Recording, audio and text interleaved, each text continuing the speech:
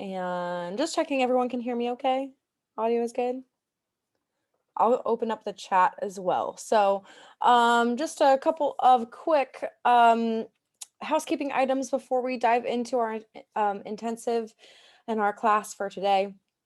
This webinar is being recorded, so you're going to get this whole intensive. The recording will be sent out on Monday, as well as all of the slides and the additional links. So throughout our discussion today, I'm going to be sharing with you a ton of links. Feel free to grab those from the chat, and if you miss them, no worries, you will get them in the follow-up email that's going out on Monday. We are actually going to be doing 2 Q&A sessions because with these intensives, it's a lot of information all at once. So I'm going to be pausing a little more than halfway through to take care of all of your questions so far. And then we'll move into our second portion of the class and then dive into your questions on that portion at the end as well. So I'm really excited for today. I'm actually just going to open up the chat. Please feel free to chat in here. Please chat in here all of your comments and questions. Okay, great. So Q&A and recording. So that's what's happening right now. I did want to actually launch a poll. So just to inform me about what your experience has been so far, I want to get a sense of if you have done Giving Tuesday before. So have you fundraised on Giving Tuesday in the past?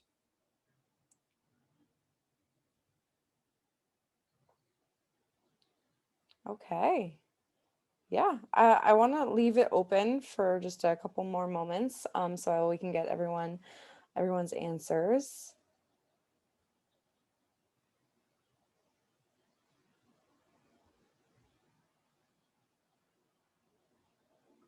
Okay, so I'll close it out now. So it actually looks like 50% of you have and 50% of you haven't. So that's really enlightening so that I can speak to both those who have fundraised on Giving Tuesday before and how you could make it better, and those who are new to Giving Tuesday fundraising. So I'm going to share those results if you want to take a look.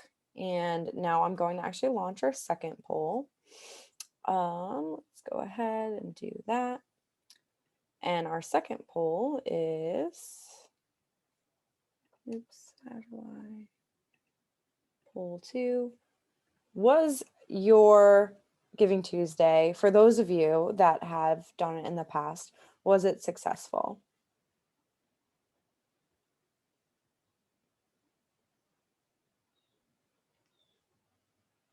Okay. Yeah, so it looks like most of you said somewhat, that I was somewhat successful. So it sounds like you raised funds, but maybe didn't reach your full fundraising goal, or it just wasn't exactly what you were hoping it would be. So it sounds like that is most of your experience. So hopefully in today's intensive, we can really speak to that and help you maximize your funds raised on Giving Tuesday. And then we also had a no. So sounds like it really just didn't meet expectations. And so hopefully we can give you a systemized process that you can follow throughout today's class so that you can really master your Giving Tuesday campaign. So before diving too much further, I do want to let you know that this class is being offered by CauseVox. I'm sure all of you are familiar. You probably saw this on our emails or found this through our website, but CauseVox is a digital fundraising platform that can help you raise more online with less effort. So crowdfunding campaigns are really popular. You also can do peer-to-peer fundraising. Virtual events are really hot right now. And then you even can take donations through our website with our conversion optimized donation forms that you can embed right on your website. So that's a little bit about CauseVox.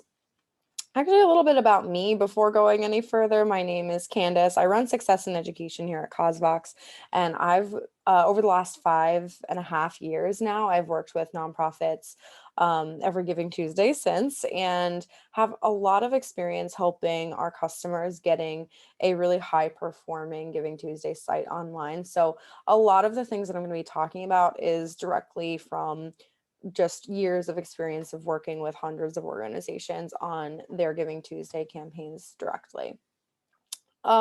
So I designed this intensive class to be digestible. It's going to be a lot of information. We have like 140 slides to get to, so I'm going to probably be talking a little fast, but that's what the Q&A sessions are for, and hopefully I've organized it so it's pretty digestible.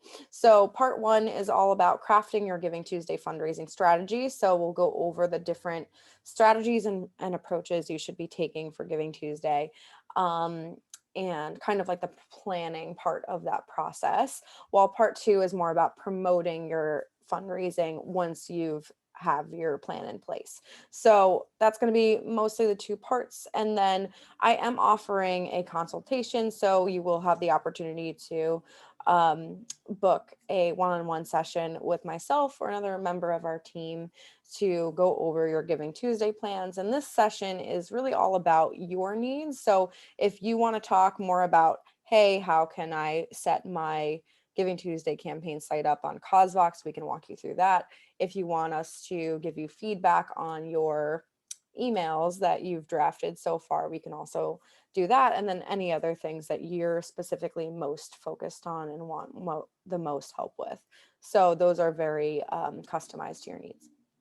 So yeah, so in addition to the 2-hour class, like I said, this is being recorded, so you're going to get the recording. You're also going to get access to the slides, so you can take a look, and there's tons of examples in here, so I actually really recommend that you take a look at the slides afterwards to just draw from these examples. You're going to get that one-on-one consultation. You're also getting our Giving Tuesday planning guide and communication calendar, our promotional calendar template, and then our basic plan to run your Giving Tuesday campaign. So our basic plan is completely free, and you can take advantage of that with 0% platform fees and get a fundraising site online super quickly and easily to raise funds on Giving Tuesday. So without further ado, let's dive into all of our course materials for today. So what is Giving Tuesday? I'm sure that most of you on here are familiar. So Giving Tuesday is a global giving movement that has been built by families, individuals, families, organizations, and businesses to give back. And it's mostly a global movement now around generosity. And so this year's Giving Tuesday is Tuesday, December 1st. So just keep that in mind. So this is coming up pretty fast. You have a few weeks to get all of this together. And Giving Tuesday really does, in my experience, it really is applicable for really all nonprofits. So definitely certain organizations, they're like, oh, we're smaller. Is that going to work for us? Yes. So small, big, different, whether you're serving different kinds of communities, I think Giving Tuesday is still an opportunity for all nonprofits. So in 2019, $511 million was raised online by causes participating in Giving Tuesday. And so this is actually a 28% increase from the year prior. So Giving Tuesday is continuing on an upward trend. I know now it seems like some of the organizations I chat with, they're like, is this still a thing? Are we still doing this? Is this still a trend? Yes. So plain and simple, it's still a huge opportunity for nonprofits to take advantage of. And I still think not enough nonprofits actually do it. There is a little increased competition with so many nonprofits getting on board, but I really do think it's all about how you promote the campaign to your audience. And we'll get into all those details later. Also, with this year's Giving Tuesday, I think that 28% increase is going to be increased even greater, because now pre-COVID, there was already a huge overlap, especially Giving Tuesday. It was very like digital friendly as far as a fundraising opportunity goes. But even more so now, pre-COVID, marketing and fundraising was already moving online increasingly and overlapping in many ways. But now, with COVID, there's just a really increased rush to digital first fundraising. So that means that marketing tactics for digital fundraising and fundraising tactics for digital fundraising are really overlapping at the moment. And so we're only going to see an increased trend in online gifts this Giving Tuesday, even more so than any other year. So that's why we're going to be focusing really heavily on raising more online this Giving Tuesday. Yeah, and so Giving Tuesday is a huge opportunity, like I said, for nonprofits. There's a lot of ways that you can use Giving Tuesday, and I think that there's a few key benefits just to keep in mind. So Giving Tuesday is great for filling a very specific need and impact at your organization. Giving Tuesday is really more of the 24-hour day where you're trying to fund a very specific thing. So think about maybe a program or a specific smaller goal as a subset of your year-end goal and working towards that. And having something really, really specific on Giving Tuesday is going to help you drive impact. So it's great for, if you have any gaps in your fundraising this year, especially as it comes to COVID, like, if you had to repurpose a program and that or reimagine a program and that costs $5,000, maybe you want to raise that $5,000. So yeah, very specific. It's very great for filling a specific need at your organization and creating a very specific kind of impact. It's also great to kick off year-end fundraising. So I think Giving Tuesday is best utilized when it's part of your year-end fundraising initiative. And so we'll get into more details about how you can do that later. But really essential to keep in mind that a lot of the tactics that I'm even going over really apply for year end as well. But we're going to be specifically talking about Giving Tuesday, but I want you to think of Giving Tuesday in the context of being part of your year end fundraising. Giving Tuesday is also a great time to experiment. So there's not many great opportunities for nonprofits to break out of the mold, but I think now more than ever, you can have a little bit more leeway and lots more opportunities to try something different that you haven't tried before online and see how that goes. And if you find a tactic that worked particularly well on Giving Tuesday, you can think about that for your 2021 fundraising plans.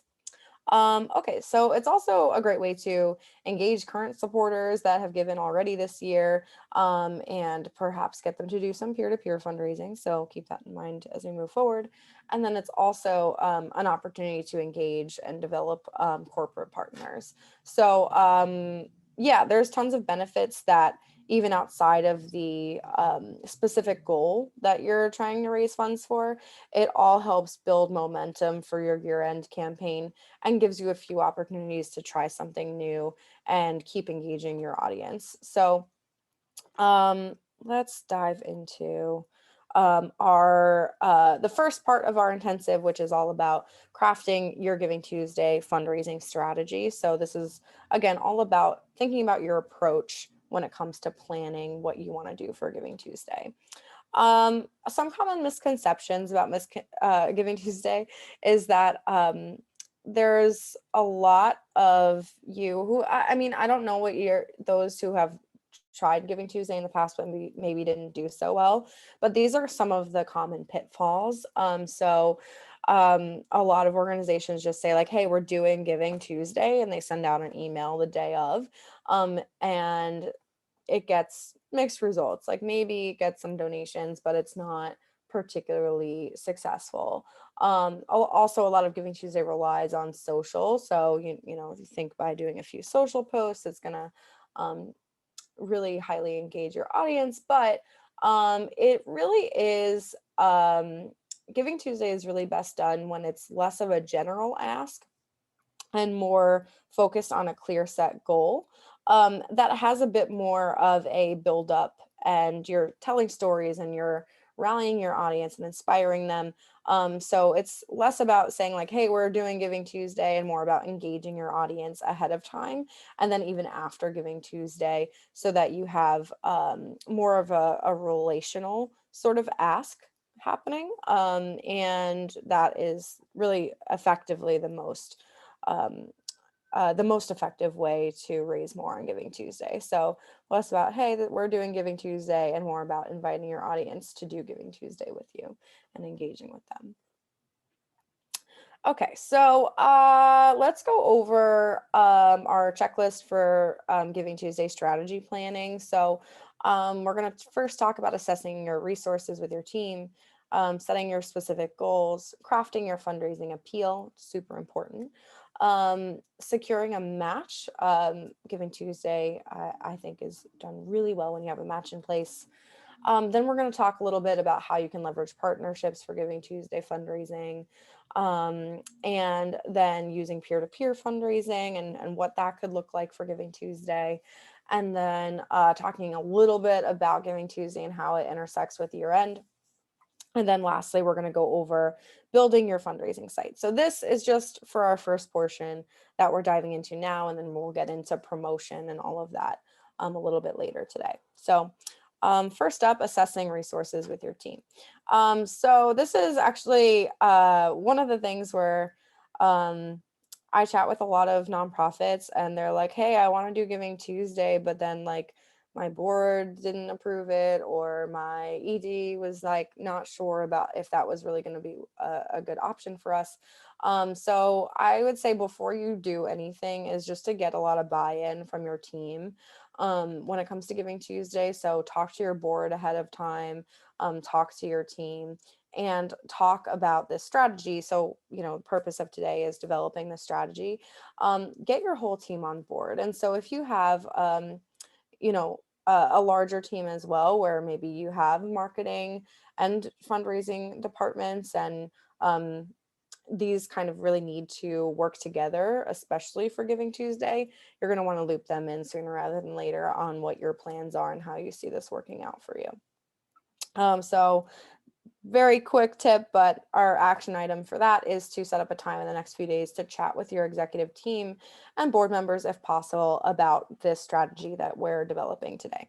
So very quick and simple tip, but I like to remind people that you really do need buy-in to make anything successful when it comes to fundraising. And the more buy-in that you have, like if you can get your board members involved, even more so, like the more opportunity you have to really maximize your fundraising. All right, so number 2 is all about setting specific fundraising goals. So I mentioned earlier that this is kind of one of the key ways that you can make Giving Tuesday successful, is just having very specific goals in place when it comes to Giving Tuesday. And part of that is really because it is a 24-hour giving campaign. I know a lot of organizations that really do fundraise ahead of time and then continue fundraising after.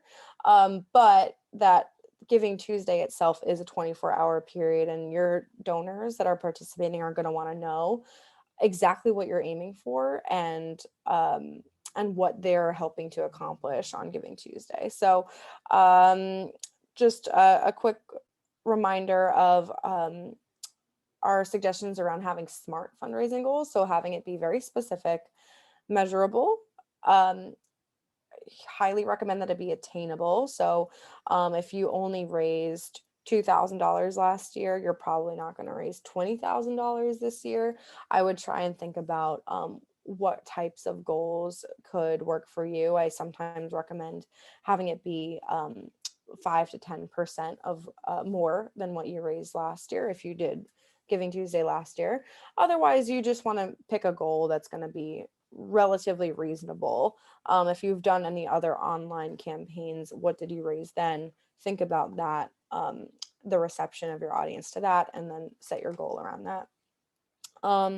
Relevant, so it should be specifically relevant to your needs at this time, and then of course time-based, and Giving Tuesday has that built-in time-based approach to it with that 24-hour period. So try to come up with a Giving Tuesday goal that's a subset of your overall year-end goals. So you should have a wider year-end goal in mind. But for Giving Tuesday specifically, think about what a smaller subset of that goal would look like for Giving Tuesday.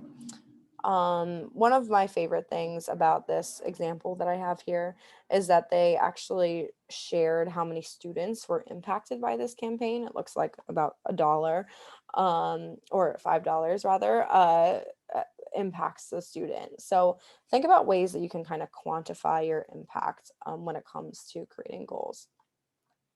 So a few examples of Giving Tuesday goals that I like is raising $24,000 to build a new classroom to support 30 new children that entering their class. Raising $3,600 to support 24 hours of caretaker services. So these types of goals are very specific. I know exactly what is being accomplished when I give on Giving Tuesday. So just keep in mind these sort of impact, dollar amount, and impact focused goals when crafting your goals for Giving Tuesday. Okay, so we also are providing our year-end fundraising plan. Since Giving Tuesday is recommended to go be incorporated into your year-end fundraising plan, I recommend that you download this calendar template.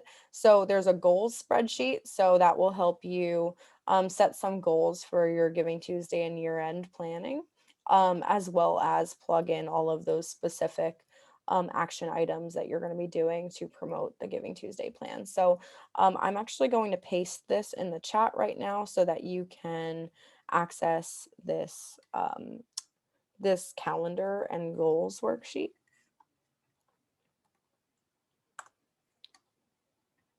So you can go ahead and download that there. It's a shared Google sheet. So just you can download it right when you click on file and then go to download. Okay, great. So yeah, for setting some goals on Giving Tuesday, choose a very specific program that you want to fund and create an impact-driven goal to go alongside of that as a subset of your year-end plan, year-end goals. I saw a raised hand. If you want to chat in, I'm happy to take a look at that and see how I can help. Okay, so number 3 is crafting your fundraising appeal. So of social media users who donate, 56% said that compelling storytelling is what motivated them to make a donation. This is just kind of one minor, I don't want to overwhelm you with statistics, but it's really proven that storytelling and impact-driven appeals tend to drive donations more than anything else. So usually having something a little more general, like, statistics are helpful, but when you have something that's more rallied around a story, that is really one of the most important things when it comes to crafting a fundraising appeal. So when you are considering writing your fundraising appeal, so the content that's going to go on your fundraising campaign site, as well as in your utilized throughout your email marketing, you're going to want to think about how your goals and objectives correlate with that fundraising appeal, and then also build in storytelling. So your appeal is essentially the backbone of your entire campaign. So it has to be very good, very specific, and really tug at the hearts of your audience. So one of the objectives of having a fundraising appeal is to communicate what you're trying to accomplish with on Giving Tuesday to your audience in a very specific and clear way. Communicate why it matters and what the impact of this Giving Tuesday campaign will actually look like. And then clearly tell how someone can take action and join the effort. So having a clear call to action is one of the most important parts of a fundraising appeal, because you can tell a great story, but if there's no action that you specifically ask your donor to take, they won't necessarily infer what you want them to do. So you have to make it really clear and have a very clear ask to donate. Now more than ever, there's a lot of need, especially with COVID. So I really recommend that you can contextualize your appeal into what's going on in our world right now. And so I think it's totally I think it's really important actually to acknowledge that it's not business as usual. This year end is different, and this Giving Tuesday is different.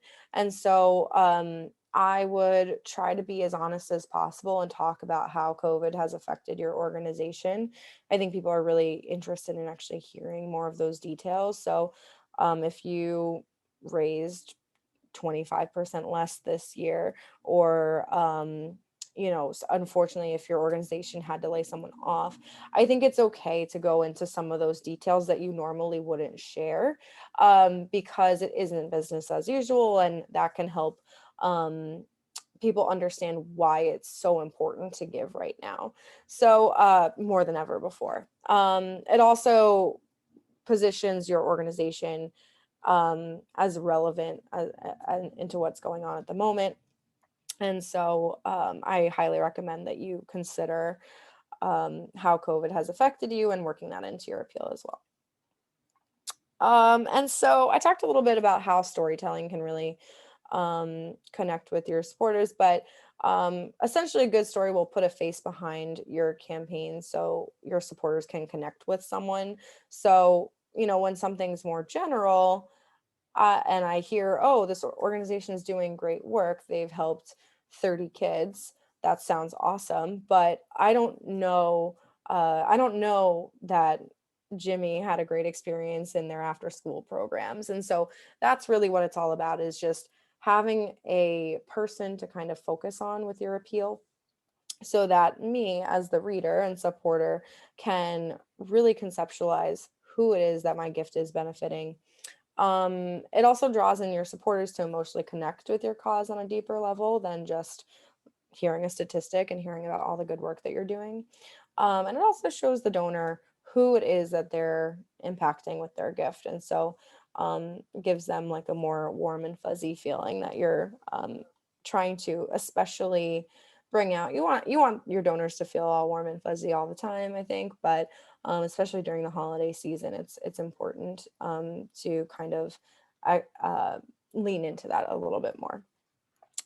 So when it comes to finding stories to tell, sometimes it's a little hard. So organizations might have confidentiality issues where you're not really able to share these stories. So I would do your best to source a number of different stories from your community. So your beneficiaries aren't only the stories that you can tell. You might want to think about a board member and having them tell their story about why they're connected and supporting your organization. You could tell a donor story. Those are really powerful. Anyone that's fundraised for you in the past, if you have done any peer-to-peer, those are always great stories to draw from as well.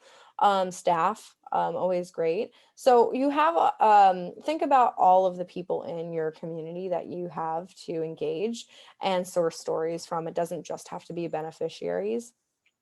One of the things that I recommend is having direct quotes from those whose stories that you're sharing. It kind of removes that like third party, like, oh, Jimmy went to school and he had a great time. But if you have a quote from Jimmy, it kind of removes that barrier and connects your donor directly with the person whose story that you're sharing. So any direct quotes are really helpful. And I also recommend having images to go alongside those. So a picture of Jimmy at school goes a long way to helping the donor even connect further with your story. So also encouraging storytelling in multiple mediums. If you can do videos, if you can engage across different platforms, it's always really good. And then with your stories, you want to optimize this also for multiple platforms. So designing your stories to be shared on Facebook, Twitter, Instagram if you're using Instagram, and then email as well. And so considering the different ways you can repurpose these stories to be shared across um, multiple mediums. So I really like this example. I know it's not necessarily Giving Tuesday, but I was taking a look at Stupid Cancer and what they've been doing to source stories, because they always have the most beautiful stories to share in their emails. And one of the ways that they source stories is to actually highly encourage their audience across their social channels to engage. And so I thought this was a great example and something that you can even do ahead of Giving Tuesday to get some stories in your story bank to share for your Giving Tuesday campaign. So for example, they said today is National Scar Appreciation Day, and they shared a story from Patrick, who had his scar from his surgery.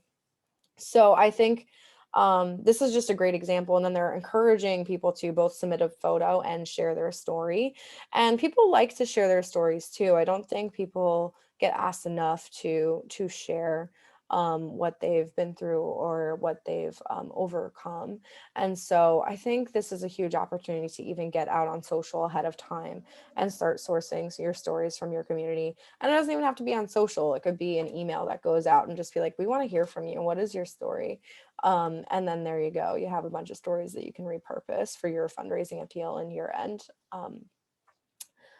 Okay, so and since we were chatting about fundraising appeals and what makes a fundraising appeal successful, I wanted to give you just a few of the breakdowns of an example appeal and what I think makes it so compelling. And so Fiverr's appeal, I recommend that you take actually a close look at it in when I send out the slides. But one of the best things about their appeal is that it's brief. It's pretty easy to read and digest. I don't get bored. It's only like 3 paragraphs effectively, or 4 paragraphs. The impact is specifically emphasized. So since opening our doors in 2000, more than 1,500 children have experienced the magic of Fiverr. I know exactly what they've been doing in the last 20 years. Then they have a story about a specific alumni who had been through their programs and a direct quote from them. They then translate that and say Fiverr's like Justin. In a space devoid of judgment and filled with affirmation and kindness, Fiverr's like Justin develop an authentic sense of self. So they tied Justin's story to their mission statement, and then include an image of the program, and then have a strong CTA. So in the season of giving, we hope you consider investing in our youth with a donation today. I know exactly as a reader what I'm being asked to do. So I highly encourage you to take a look at this appeal and kind of mirror your own. It doesn't have to be exactly in this format, but this format has been proven to work time and time again with a lot of the organizations that I've seen. Okay, so action item for you is to think through your best impact stories. So if you already have some in your story bank, that's awesome. Think about incorporating that into your appeal, and then start crafting your appeal around that person's story and try to get a quote or two if possible to integrate into it. And then if you don't have a bank of stories to use, I would do, send out an email or send out social media posts or both ahead of time to try and get some stories from your community to start sharing. All right, so one of the things that is actually one of the most effective ways I've seen people really raise more on Giving Tuesday. So it's like you need all of those other elements, but one of the most like I would say kind of make or break strategies that I've seen organizations use is actually securing a match for Giving Tuesday itself. So donors have been proven to give 50%, 51% more if a matching gift is promoted. So donors that normally give $50 would give $75 if they know that there's a matching gift in place. They kind of feel like their gift is going farther to creating an impact. So I highly recommend that you try to obtain a matching grant from a partner or a major donor.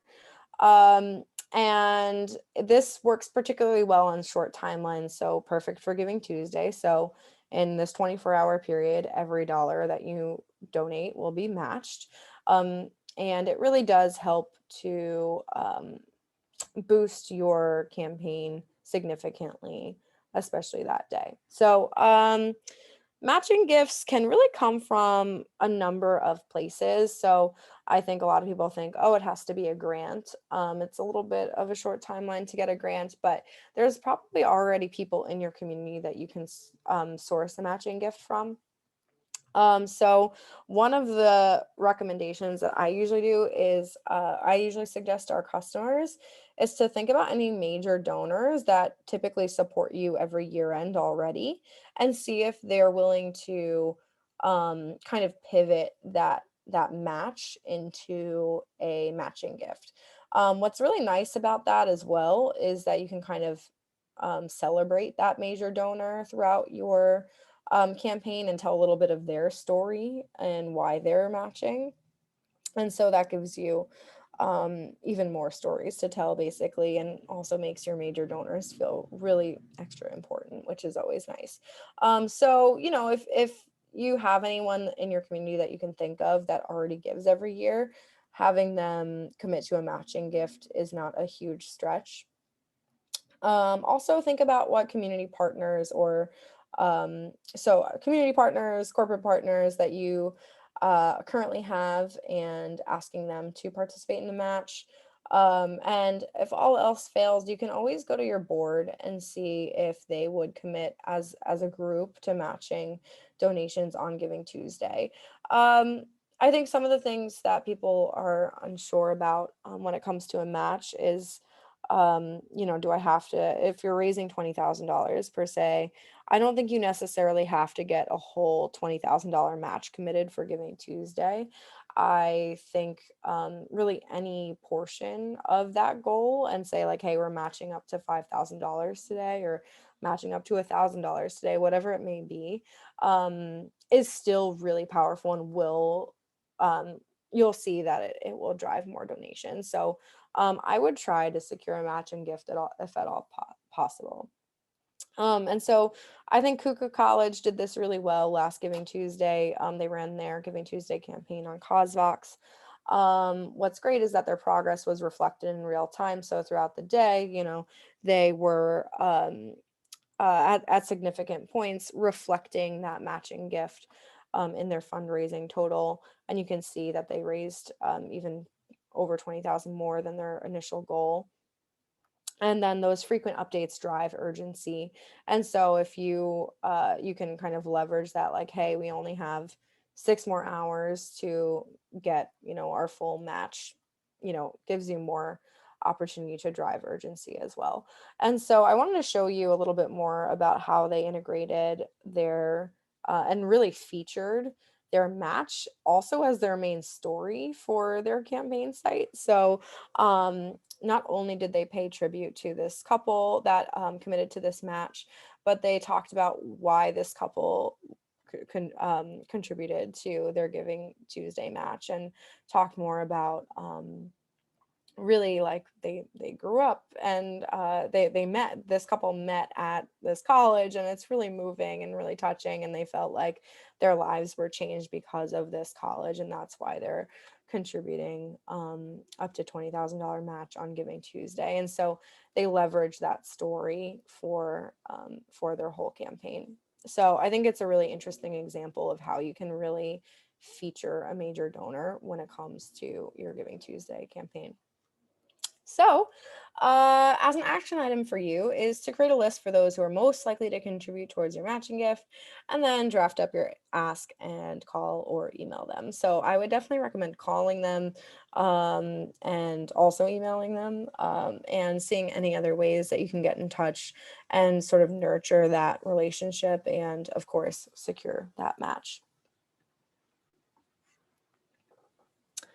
And so let's go ahead and talk a little bit about leveraging your partnerships. So I know I just mentioned that you could leverage partnerships for your match, but there's also a couple of different ways that you can engage them as well. So not only are also, just side note, this year, I think it gives you even more of an opportunity to engage your partnerships where um, since it is a harder time for everyone, but a lot of nonprofits. And I think people do want to showcase that their business is being charitable. And so you can kind of like lean into that a little bit when you are reaching out to some of your corporate partners or local business partners, and just chatting with them and be like, hey, like, it's such an important time to give back and support people more than ever, and kind of use that to secure or lean into that as when it comes to your messaging around getting your matching gift, and really, again, contextualizing your ask with what's going on at the moment. And so that's just a quick side note when it comes to engaging your corporate partners for Giving Tuesday. But also, there's a lot of other ways that uh, your partners could get involved as well. And I think they're almost as important, if not just as important. So one of them would be asking your partners to do communication and marketing support. So on Giving Tuesday, asking them to leverage their social media audience and their whole email list as well to promote Giving Tuesday. And so if they're not open to doing a match, I think that's a really great other ask, because they're going to have a whole set of people that you've never reached before. And if you can leverage their audience, that's going to be huge. And so we'll talk a little bit more about some ways to do that in a second, but to best leverage that. But another opportunity is to ask partners to do an employee giving campaign. So a lot of organizations that I've seen will spin up a crowdfunding campaign, co-brand it with their corporate partners branding, and then provide that crowdfunding campaign to their partner, and then just have them have their employees give towards that. You could also do that as well as have them promote that to their whole audience. I think that's a great other option as well. If their employees are really engaged, and you can get them to contribute and give back on a deeper level, peer-to-peer fundraising is a great way. So of like a big office, having each of them compete basically to see who can raise the most funds for you individually with their friends and family. So that's a huge opportunity if you can take advantage of their employees for peer-to-peer, and then potentially have them even host their own virtual fundraising event with their employees as well. Or maybe not with their employees, maybe you have them host their event with their whole network. So lots of opportunities for you to get partners engaged on Giving Tuesday. So one of the things to keep in mind is that you do want to create that list of all of your potential partners, so that you know exactly who you're going to be reaching out to and which asks that you want to make for each different type of partner. So you might assess that one partner would be more primed to doing a crowdfunding campaign for you, and one would be most likely to do a match. And so you want to think about asking very specific things from your corporate partners, and making the right ask to the right company. And then one of the things that is going to be most essential with these corporate partnerships for Giving Tuesday is having some communications drafted up for them.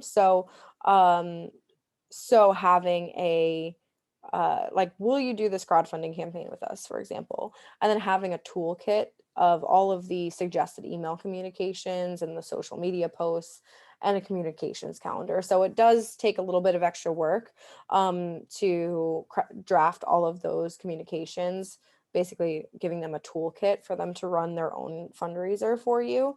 But that little bit of extra effort will go a long way to leveraging their community. And thank you all for the questions. I've been watching them come in. So we'll be getting to those questions, and actually we'll be breaking in about 10 minutes or so, and then getting to all of your questions. So thank you so much. And so let's talk about using peer-to-peer fundraising for Giving Tuesday. I think this is a huge opportunity. So Giving Tuesday, of course, it wasn't nonprofits necessarily that created Giving Tuesday. Giving Tuesday was really made popular.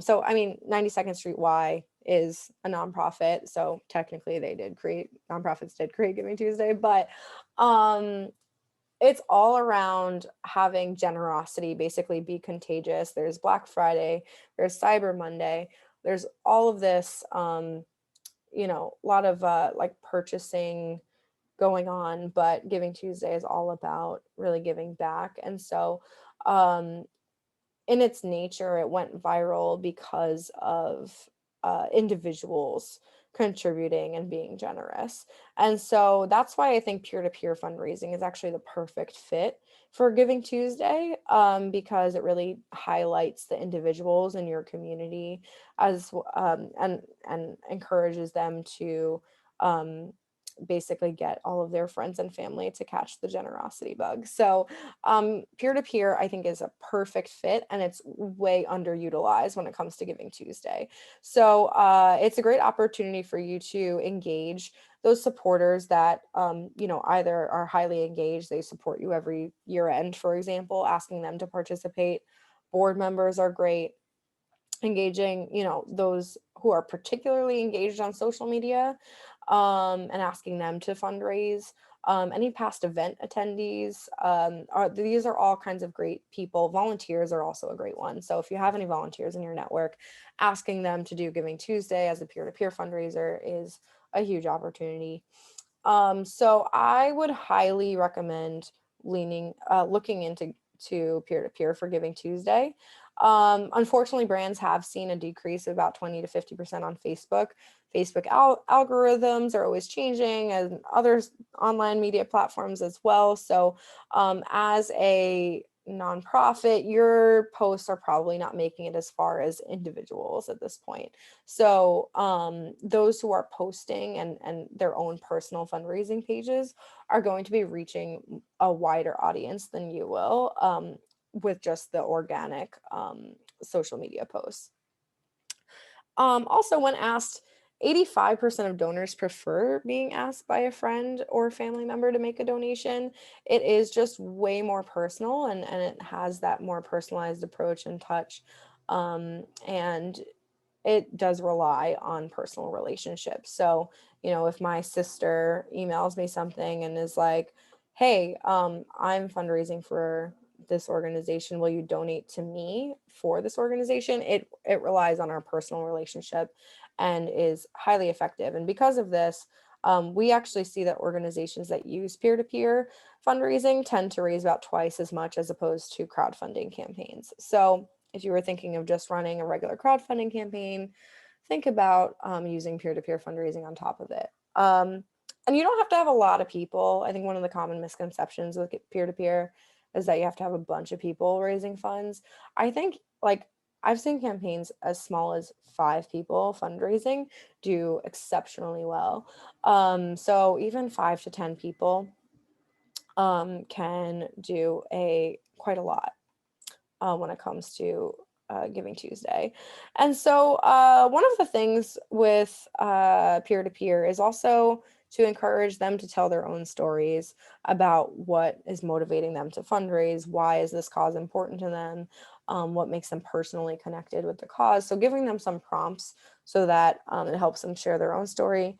And then also providing them some guidelines on where and how they can share their story. So, one of the things that I highly recommend doing to help you get a little outside of the box, because, again, Giving Tuesday, it is a bit saturated when it comes to just organizations promoting themselves. But when you have individuals promoting you, you're kind of breaking through that noise and standing out on Giving Tuesday. And so, so I would empower your fundraisers and give them the tools they need to fundraise for you, and start just drafting a short list of those who you want to ask to fundraise for you on Giving Tuesday.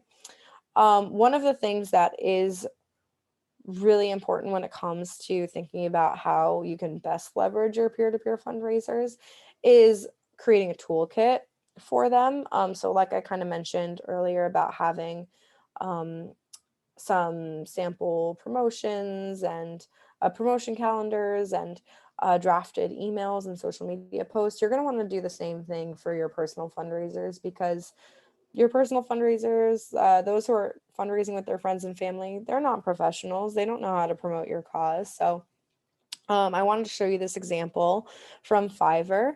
Every year they do a really fantastic peer-to-peer Giving Tuesday campaign. And one of the things that they do is just line it up week by week what they're asking their fundraisers to really do. And I like that they give them even a specific time. Like, this is week 1, it's going to take you 20 minutes to set up a fundraising page and then create your own ask. And then week 2, you're going to start sharing on social media. That'll only take you 10 minutes. And so it makes it really easy for your fundraisers, and it's very specific and detailed. So it makes them really understand what it is that they can do to support you, and how easy it is to, where it's not super time consuming. That's it, thanks in part due to a lot of those drafted email templates and social media posts. So they did email story templates, Instagram story templates rather, and marketing images that they sent everyone, but they also drafted these emails and provided it to them ahead of time in their toolkit. Very simple emails, but makes fundraising for an organization a lot easier, where I can just copy and paste this and send this out to my community. And here's a look at some of those images that they had drafted. I think it was great that they had a lot of stats. I also think quotes would work really well with promoting their promoting your peer-to-peer fundraisers. But this is just a quick look at some of those images that they had sent to their fundraisers to help them best leverage their audience. So, pro tip, create that toolkit. A little extra time invested in that is going to pay off. It's definitely going to pay off when it comes to helping your supporters raise more for your organization. So an action item for you is to distribute your pre-written social media posts and email your peer-to-peer fundraisers, and then create that suggested promotional calendar for peer-to-peer fundraisers as well, and send that out to them. So first you're going to recruit, and then you'll send out that toolkit. All right, let's talk a little bit about incorporating Giving Tuesday into year end. I'm not going to go into this super in a super detailed manner. I just think it needs to be addressed though. So Giving Tuesday is way more effective when it's part of your larger initiative. It generates momentum and prevents donor fatigue. So I think when Giving Tuesday first started, I saw this as one of people saw Giving Tuesday as its own separate thing. So, completely separate 24-hour campaign, and then they had their year-end campaign, and that was totally separate. And that can cause your donors to be a little confused about where they're expected to go to make a donation. And also could detract from your year-end story if you're making it completely different. And so I would instead basically use Giving Tuesday as a year-end kickoff or a significant boost in your year-end campaign. So it doesn't have to be its own thing. Like I said, I recommend having a specific goal for Giving Tuesday itself, but have that tie in to your larger initiatives during year end. That's what Fiverr does. They, as you saw, a lot of their branding for their campaign had Giving Tuesday all over it, but then they really easily transition that into their year-end giving. And so one of the recommendations I have is using the same campaign site. So you're going to build an online campaign site, I recommend building an online campaign site, and then just updating that Giving Tuesday branding, maybe removing that after December 1st, and then updating that goal and your timeline. So setting up your year-end campaign basically as a Giving Tuesday campaign, and then just making a few content changes on the same site, and adjusting the goal and your timeline so that you're still pointing all your donors to the same place, and all of your other year-end emails. So that's a couple of quick tips on how to just transition that really seamlessly. And so Volo City Kids Foundation actually does this really well year after year. So they've been doing, they'll basically start promoting their Giving Tuesday campaign 2 weeks ahead of Giving Tuesday. So they're already fundraising. They have their peer-to-peer fundraiser set up ahead of time. They're getting people engaged through Giving Tuesday, and then afterwards updating their goal and their fundraising timeline. So that days remaining counter, changing that to December 31st right afterwards. So it's initially was very co-branded with Giving Tuesday, and basically had that 24-hour period that they were leaning into, and then adjusted that for year end. So that's what I recommend doing about how thinking through how Giving Tuesday can fit in the context of your larger year end plans, and then building that plan to basically adjust your communications for the rest of year end. All right, so last thing that I want to talk about before we break for some questions is how to build a high performing online fundraising site for Giving Tuesday. I've sort of made mention to this throughout our conversation today. And so first I want to address website donations versus a fundraising campaign, because that's a question I get asked all the time. What's the difference?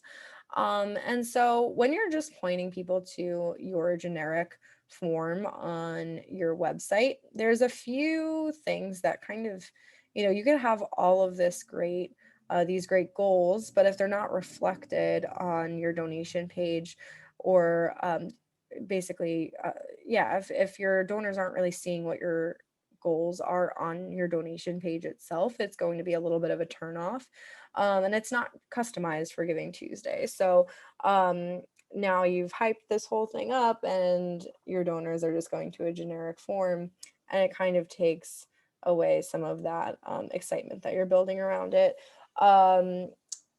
Historically, there's a lack of those fundraising metrics of how their donation is making a difference and where you are as far as your progress is for the day. So that lack of transparency can make it a little confusing. And then lastly, some donation forms are great, but also a lot of nonprofits I chat with have like an outdated or clunky form, and you don't want your donors who are getting your social media posts and clicking to donate on their phone, and then now they're directed to a page where it's really hard to donate on their phone, or they're not able to make a simple donation because they're taken to another page, and now they're all confused. And so website donations can be a little bit of an obstacle and get in the way. So I do recommend having a fundraising campaign, because it's very customized and specifically made for Giving Tuesday. Your progress is tracked right on the page, and helps it make it very clear to your donors what they're participating in. And you can have like an optimized donation process. So just for example, on CauseVox, it takes about 15 seconds for a donor to make a donation. So having a great donor experience actually significantly increases conversion rates.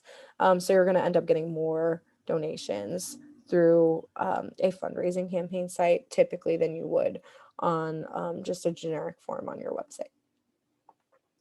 I also, in years past, I haven't heard this too much this year, but Facebook fundraising has come up as one of like the primary ways that nonprofits have engaged with Giving Tuesday. And I do want to caution, like, it is really easy to set up. I'm not gonna, take that away. It is easy to set up a Facebook fundraiser on Giving Tuesday, but there's a few drawbacks. And so it can take up to 6 weeks to receive funds. So you're going to be waiting for those funds for a while if you're using a fundraising platform like CauseVox. I don't know for other platforms, but for us, you get funds in 2 business days deposited into your bank account. And then also it only reaches a small segment of your audience. So if your audience isn't on Facebook, or just isn't on Facebook that day, you're going to end up missing out on a lot of donations. And the fundraising metrics tend to get skewed, so you're not able to reflect donations that do come through your website towards your Facebook fundraising goal. So where fundraising campaign site, you're able to take all of those donations, no matter what channel that they're coming through, and reflect them all towards your goal in one place.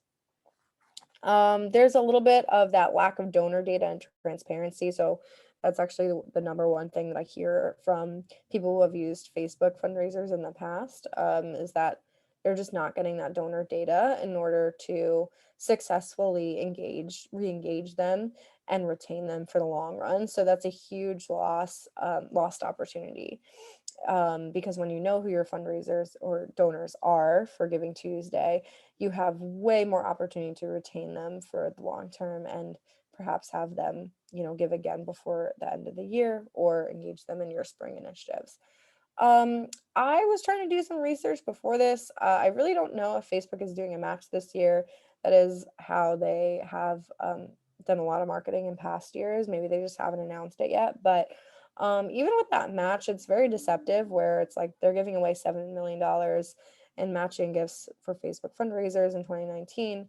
But last year, it launched at 8 a.m. and then was done by before 9 a.m. So unless you're getting all of your donors to give on Facebook right at 8 a.m., no, you're probably not going to get too much in matching gifts. And I don't know if that's enough to make up for, the rest of the kind of drawbacks in donor data and also that long wait time.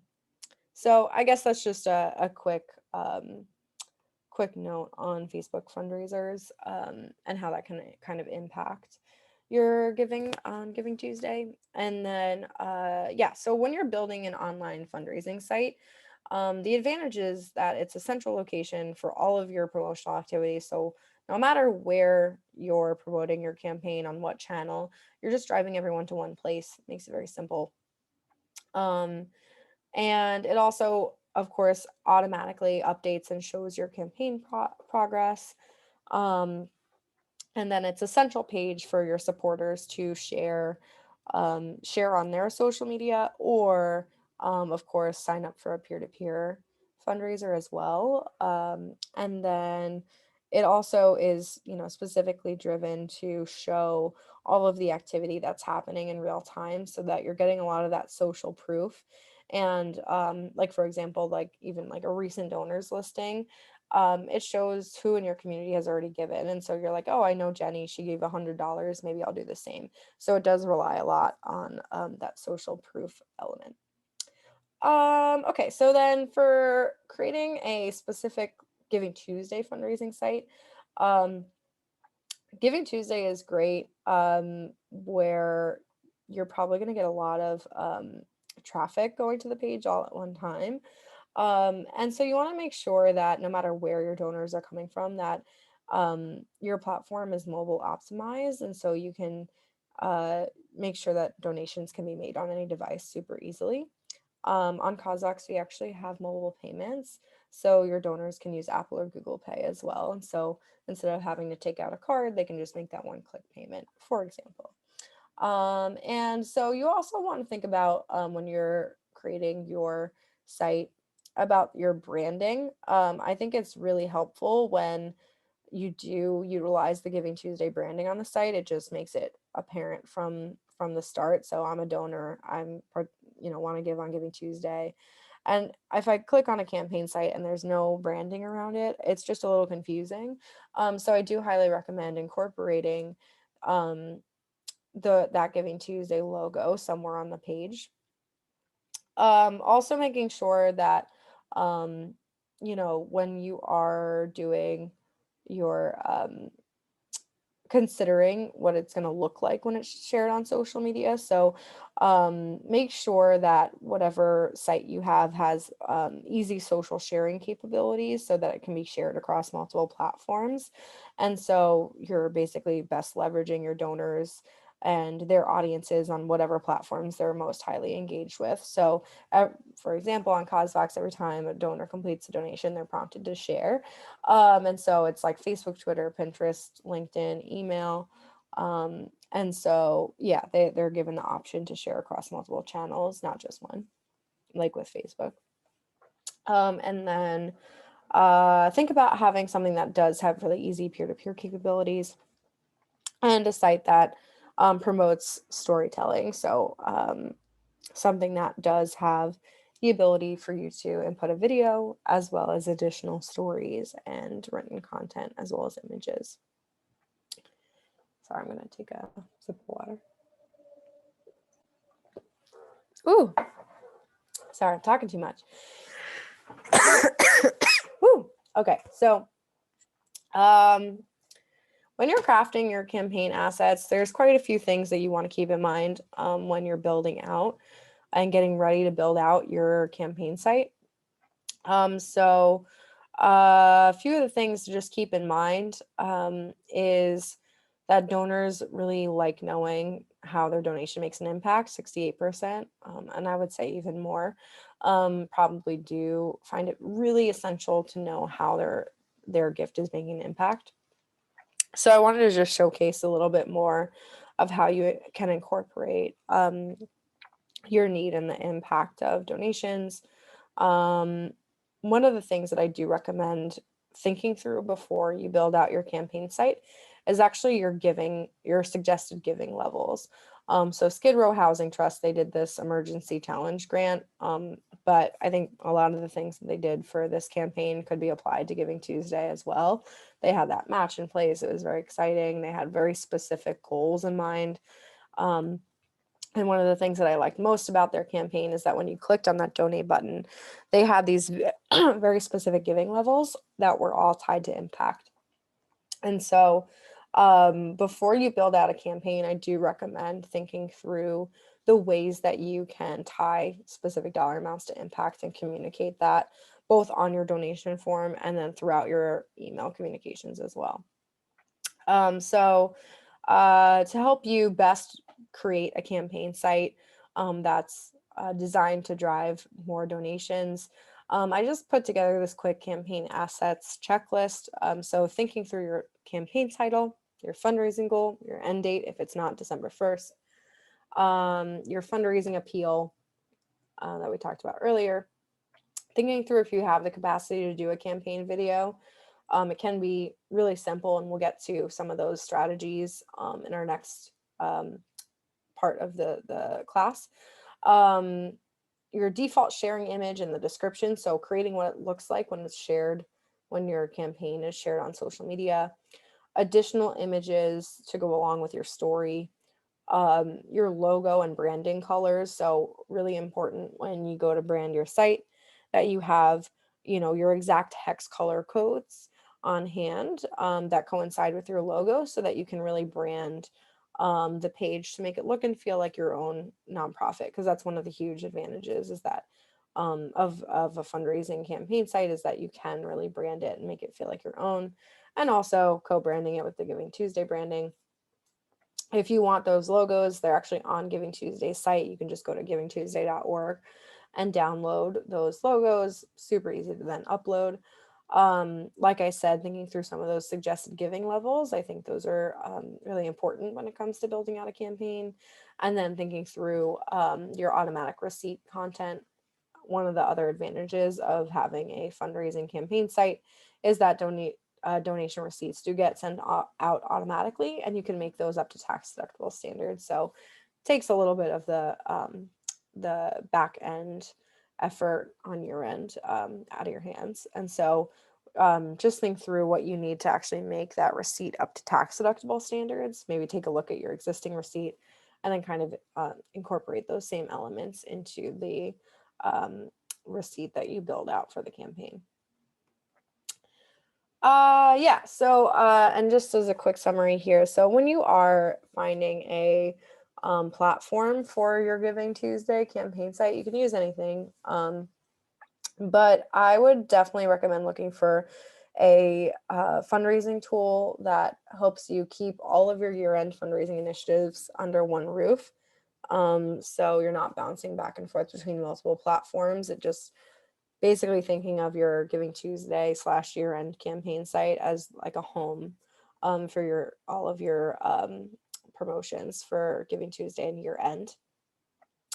And then also making sure that whatever you're using is really easy for your donors to use. So making sure it's mobile optimized and designed to help you get more donations. with a really like easy clunk-free donation process.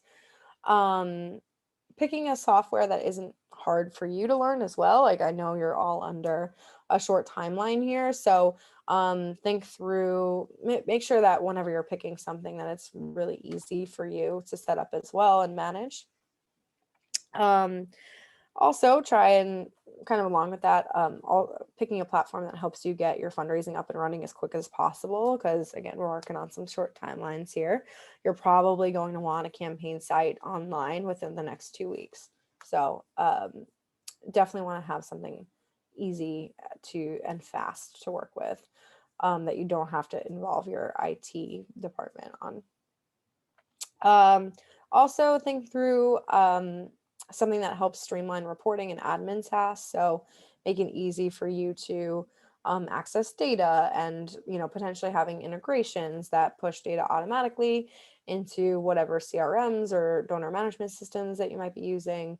And also helps tidy up administrative tasks like donation receipts that are sent out automatically. And then lastly, you want to choose a tool that has great support, because on Giving Tuesday, or leading up to Giving Tuesday, you're going to want someone in your corner that you can go to ask questions and get really a lot of hands-on assistance with. So good news that all of this is on CauseVox. So if you're interested in chatting with me about how you can get your own campaign site up and running, I'd be happy to go over that in our one-on-one. So action item for you is to begin setting up your online fundraising site for Giving Tuesday as soon as possible. Like I said, you're probably going to want to get that campaign site online and ready to take donations within the next 2 weeks. So let's take a break and go over your questions. Let me take a look here. I want to make sure I look in the chat as well. I'm actually going to stop sharing for a moment so I can see all your questions. Okay, great.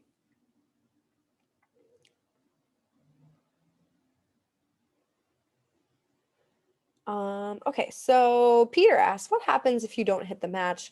Does the donor in your experience still donate, and what they said they would match? Okay, I see what you're asking. So so if you don't hit the match, I would ask your donor to, of course, proceed with their matching gift, but it kind of just depends on the donor, to be honest. I would just maybe have that in mind ahead of time, so they're like, if you do participate in the match, we would also hope that in case we don't hit this match, that you would still hold up your end of the bargain, basically. But that being said, I would probably try to get a match that you're relatively certain you'll hit, just because that's kind of the best way to leverage it, and also drives the most engagement and excitement. So that kind of goes back to like setting goals that are attainable for your organization. Also, you could always start the match for Giving Tuesday, and if you don't hit it on Giving Tuesday, just extend that into the year-end campaign as well. So don't think of Giving Tuesday matches as it has to just end that day. You could always probably move the timeline on that to best leverage the match. All right. Okay, Julie asked, how do separate campaigns crowdsource interact with the CauseVox platform for Giving Tuesday, such as Facebook fundraisers or corporate employee fundraisers? So yeah, I would, so with CauseVox, you're able to promote it across social media platforms, but CauseVox doesn't necessarily talk to Facebook fundraisers specifically, but you can, of course, promote across Facebook for Giving Tuesday using the CauseVox platform. And again, it does give you more channels, so you don't have to just basically focus on your Facebook audience, but you can also focus on emails as well and promoting through different sources. Corporate employee fundraisers. So what I would encourage you to do is either spin up a campaign site on Cosvox that you provide to your corporate um, partner to just use that whole campaign for their fundraiser, or you could actually use a team page or a personal fundraising page for your corporate partner underneath your Giving Tuesday campaign on Cosvox, and then have all of their funds. So they have their own page as a partner, and then all of their funds are counting up towards your Giving Tuesday goal as well. And so that way it kind of keeps it all under one roof. Okay, so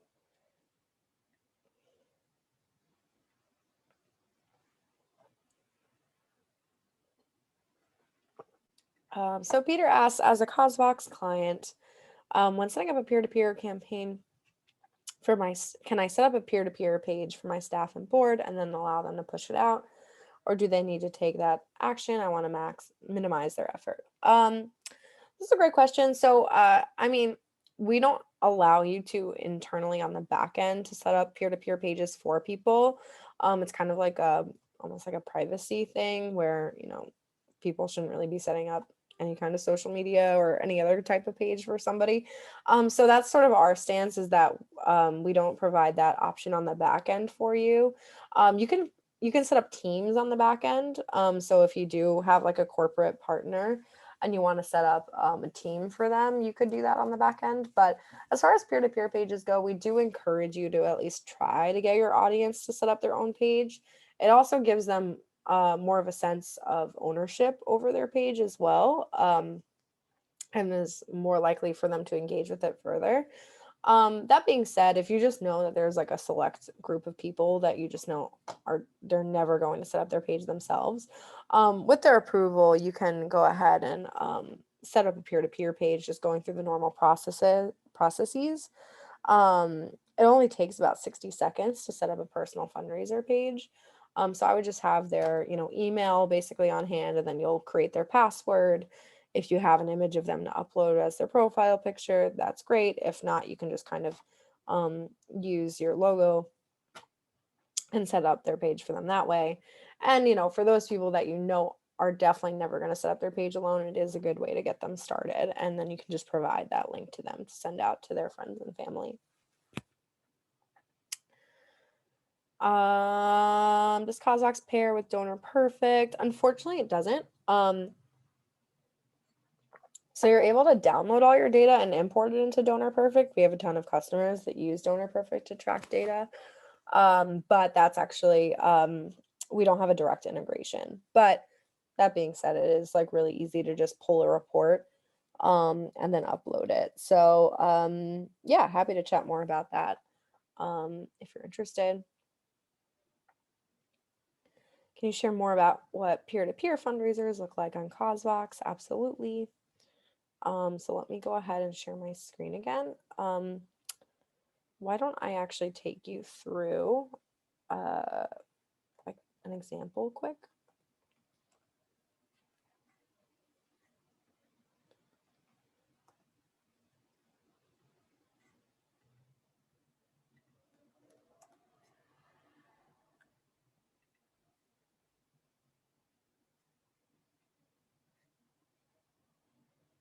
Let's do this one.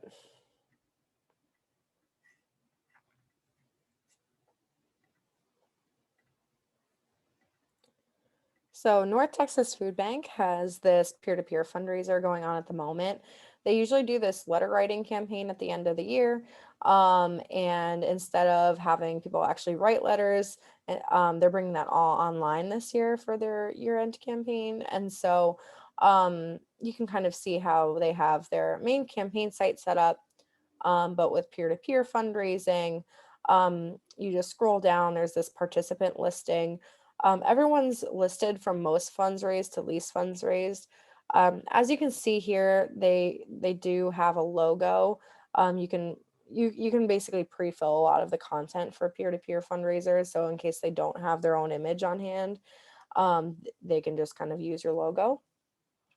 As far as what the pages themselves look like, they're able to upload their profile picture, customize their name, customize their fundraising goal as well.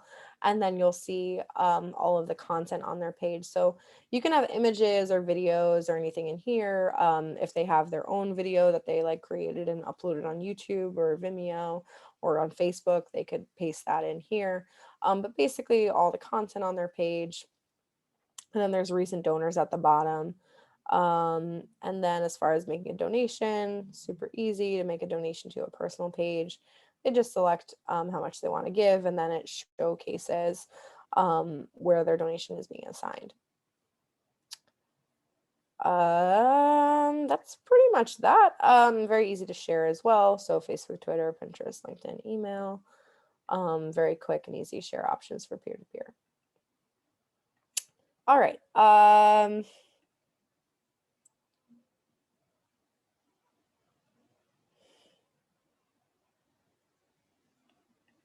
So Karen asks, we're a small private high school in upstate New York. My position as advancement officer is new.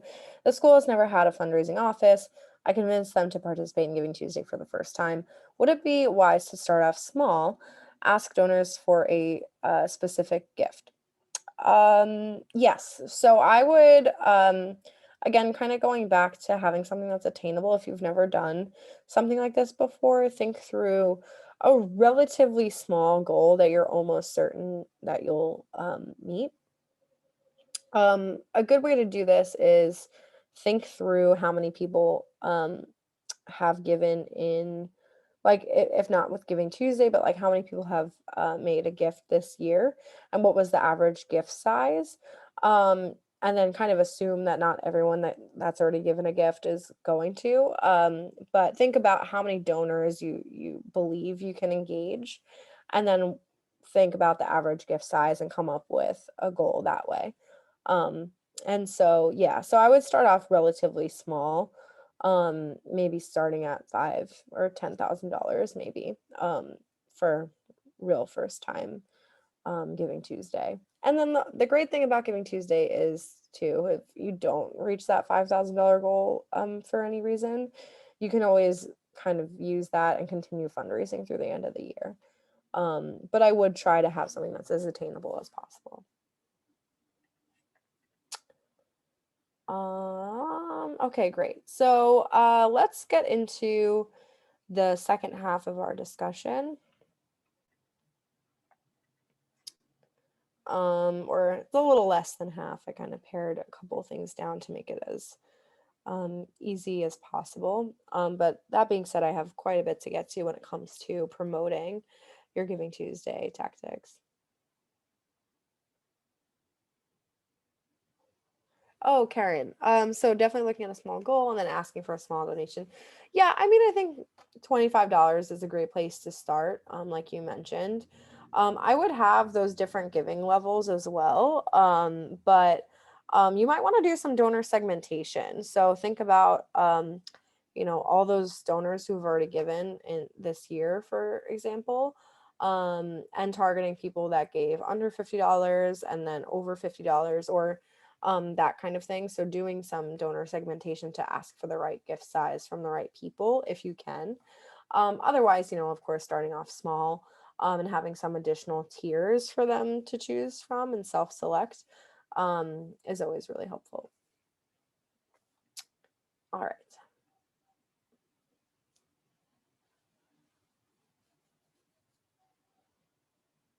Perfect. Yeah, so let's go ahead and get going with promotional tactics. I do want to take a quick 15-second break to go get some more water, so I'll be right back.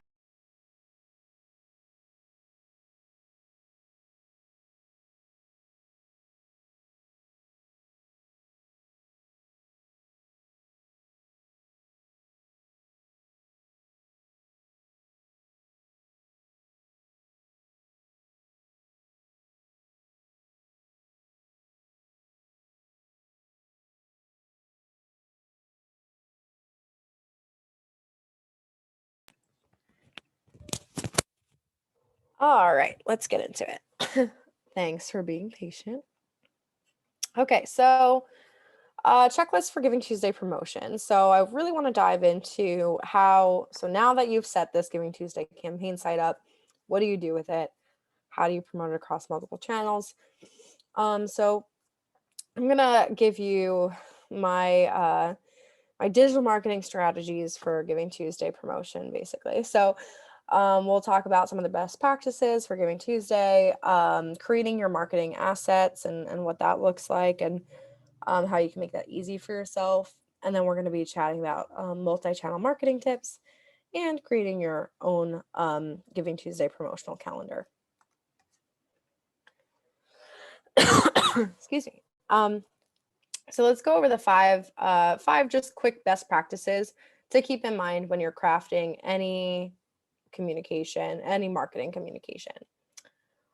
So first off is to speak to your audience. As we kind of just mentioned, it actually is really helpful to segment your community of supporters.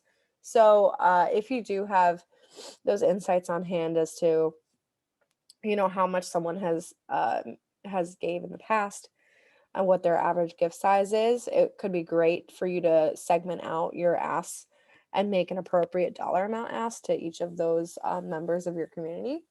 Also, though, think about the channels that they're most engaged on and, targeting them across their preferred channels. So for someone who typically makes an online donation, maybe you're not necessarily going to want to send them direct mail for year end, for example. Also contextualize your messages. So if you're asking a board member to make a donation versus, a volunteer versus a new parent at your school, like these kinds of messages could be more tailored to speak to your audience. And then, just try to meet your supporters where they are. If you see people engaging across like a certain network, like if they're really engaged on your Facebook group, for example, try and best engage them where they're most engaged. So that's quick best practice. Best practice number 2 is predominantly share story-driven content. So we talked a little bit about this earlier, but for all those stories that you share, just try and focus them on an individual where people aren't hearing the story like a more general story, but a very specific story that your donor can connect with. And then, of course, design them to be shared across multiple platforms. Next, you want to think about your multi-channel approach. So with your Giving Tuesday campaign, you're going to use all of the channels available to you to promote this. And you're going to want to think about the content that will be best fit for each channel. So the thing about multi-channel marketing is that it all should be the same type of message, but it can look a little different. So something that you post on Instagram, for example, should be look like it's made for Instagram versus something that's shared in email. You're going to have a lot more text heavy content, and it will look like it's created for an email, but you can repurpose these same stories that you've gathered across multiple channels. So that's kind of the essential idea, is have the same type of message going out across multiple channels at the same time so that your donors feel like they're kind of surrounded with this story and engaging with it in all of the ways that they engage digitally.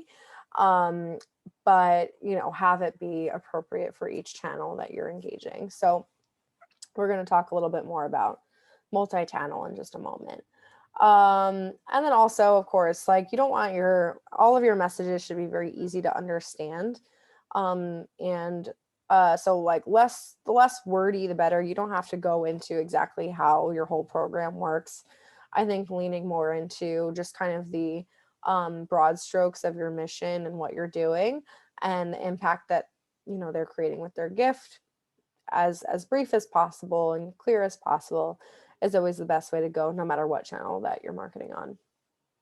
And then another best practice is to really feel human. I can't tell you how many, because of course, like I'm getting all these different solicitations from organizations, and So often I feel like I'm there, it's like a robot talking to me, making like our organization is very amazing.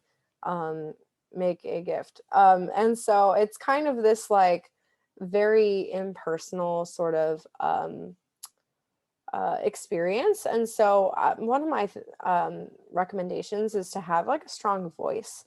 So I know this is a little bit softer, but maybe have a sense of humor if you can build that into your messaging, or think through the ways that you can kind of make your emails feel more personal. I know if for any of you that were on the year-end fundraising strategy course, Kelly was mentioning how some of the emails that went out were actually from certain beneficiaries or from certain members, a certain staff at the organization. So have it be more personal. And the more personal that you can get, the more you'll stand out in a crowded inbox, especially on Giving Tuesday. Um, just kind of something to keep in mind when you're crafting those communications as well. Is staying away from we language, like we're going to be doing this, we're going to be doing that. Um, you all can join in and help.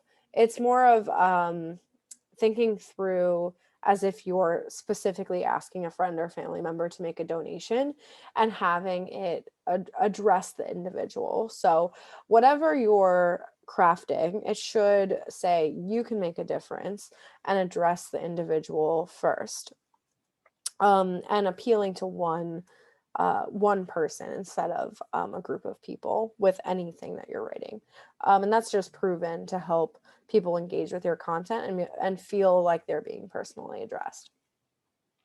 For an additional personal touch, I do recommend, even we're going to talk a little bit about multi-channel approaches for year end, but one of the things that I do recommend doing before Giving Tuesday is to do a pre-Giving Tuesday thank you email.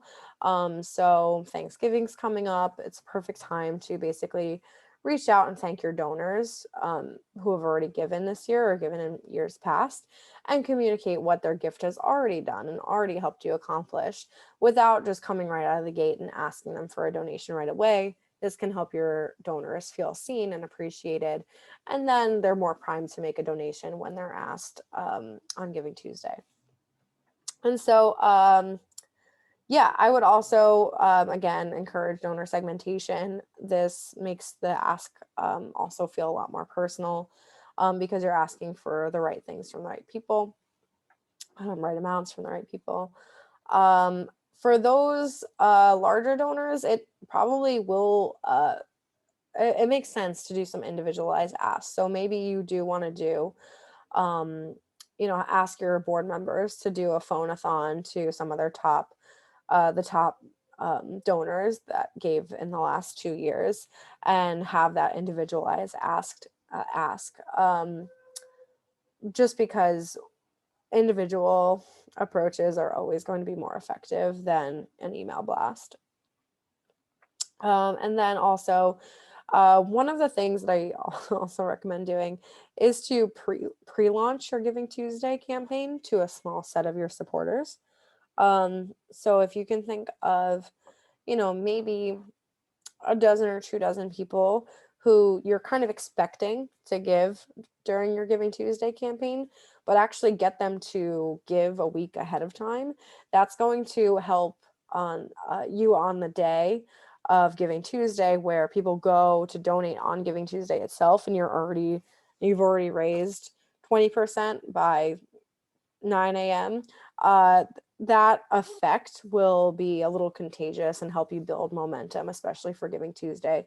So I actually do think that that's an essential strategy, and that requires some soft launch promotion ahead of time. Okay, so best practice 5 is to engage your community. So this kind of coincides with potentially asking for peer-to-peer, but in any case, you are going to want to engage your community in your promotion as much as possible. And also, so getting people to share across their social media, as well as encouraging them to create, so sorry, a personal fundraising page, and then also, uh, engaging your community as well um, throughout the day in different ways. Like, I think if you can get people to like share a personal story, or if you can do like a prize of some kind, to get your supporters to engage with your content, I think that's always it's a way to get people to engage and be excited, but also to engage with your, of course, cause on a deeper level, and see what you can do to get them to really do something the day of Giving Tuesday. So, one of the things that I really like about Volo City's Giving Tuesday campaign is that they ask everyone to change their profile picture on Facebook to a picture of themselves as a child. And that is engaging with Volo City's mission to help children access after school sports. And so, but it also gives them something personal that they can do. And then that in turn ends up driving people to their Giving Tuesday campaign. So that's just like one quick example of a way that you can encourage your community to actually take a personal action and engage. So, okay, all that being said, to help you best prepare for Giving Tuesday, you are going to want to do a little bit of work ahead of time to gather your marketing assets in one place and make it easy for you to then actually execute your promotion plan. So it's essential to basically prepare all of these marketing assets beforehand. So within the next 2 weeks, 2 to 3 weeks, you're probably going to want to have all of these or as much of these done as possible. So as a quick promo content checklist, you are going to want to have that fundraising appeal drafted. Think about doing a very short video, and we'll get into more video tactics in a moment. Um, Download those Giving Tuesday logos, like I mentioned earlier. Have a bank of high quality images that you can share across social media and integrate onto your fundraising site.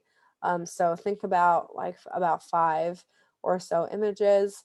Um, you can use Canva to create really nice branded sharing images without having to really know how to um, be a graphic designer.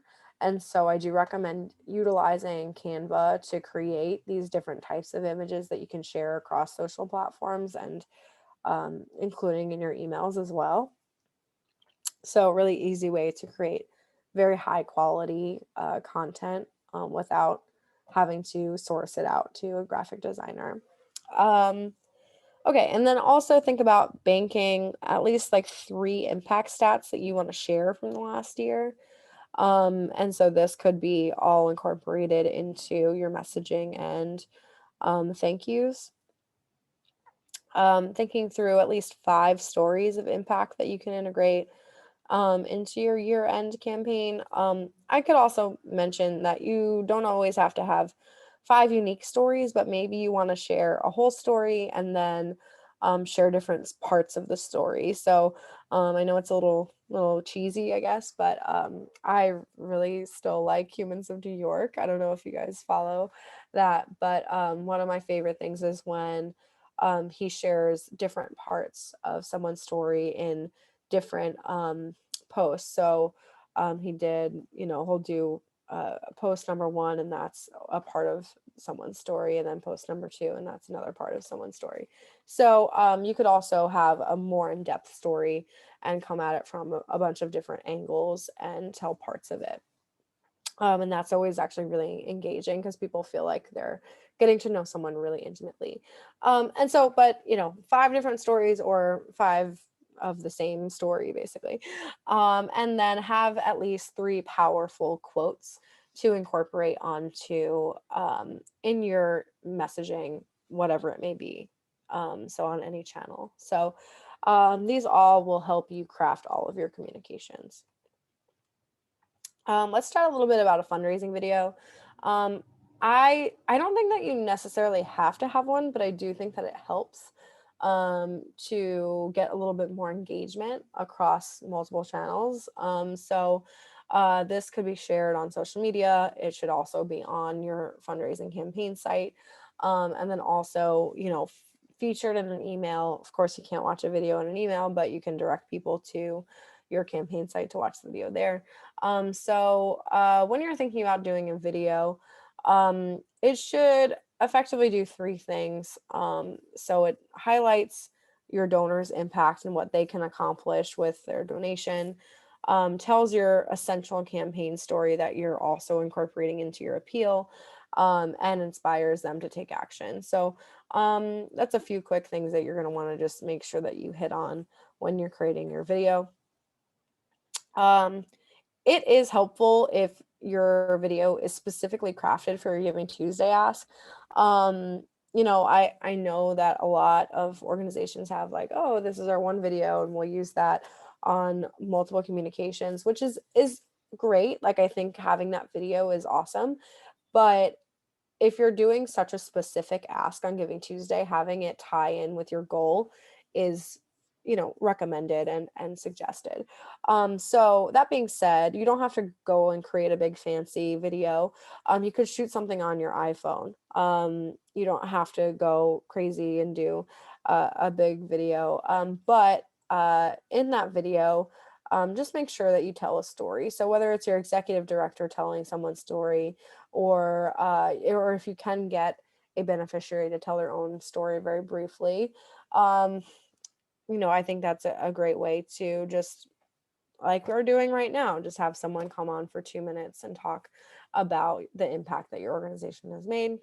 You could always get a volunteer to help organize this and execute it as well. So if you find yourself tied up, think about who might volunteer to help create a video for you.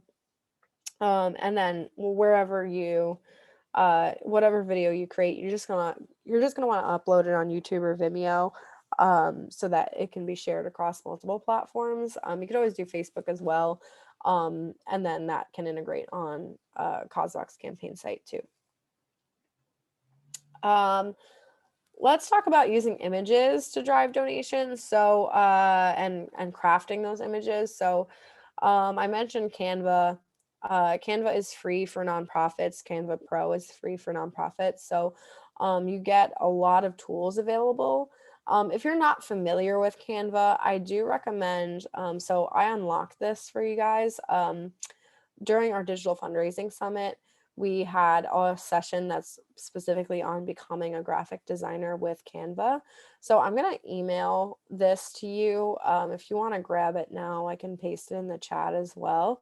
It's a short session. It was like about at 25 minutes, and then it ended up being a little bit longer with questions, but it was just a very quick and easy tutorial of how you can use Canva and make really nice graphics without having to uh, really have any background in graphic design. And it can just take all of your marketing assets to the next level, because if something looks nice, it's going to be something that people engage with, especially when it comes to social.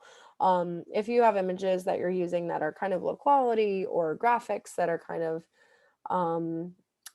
just like not as visually appealing, it's going to deter people. So I think the better your graphics and images are, the more engagement you'll get when it comes to promoting your campaign. So sorry, I got caught up and I didn't copy this, but let me go ahead and paste this in the chat. And so, like I said, I unlocked it for all of the class attendees. It would normally be part of the Giving Tuesday, our, our digital fundraising summit package with the notes and recordings. And now, when you're thinking of the types of images to create ahead of time, and I pasted in Fiverr's image here. They very well may have created this with Canva. I don't know what they used exactly, but an image like this that is just as high quality can really easily be created with Canva.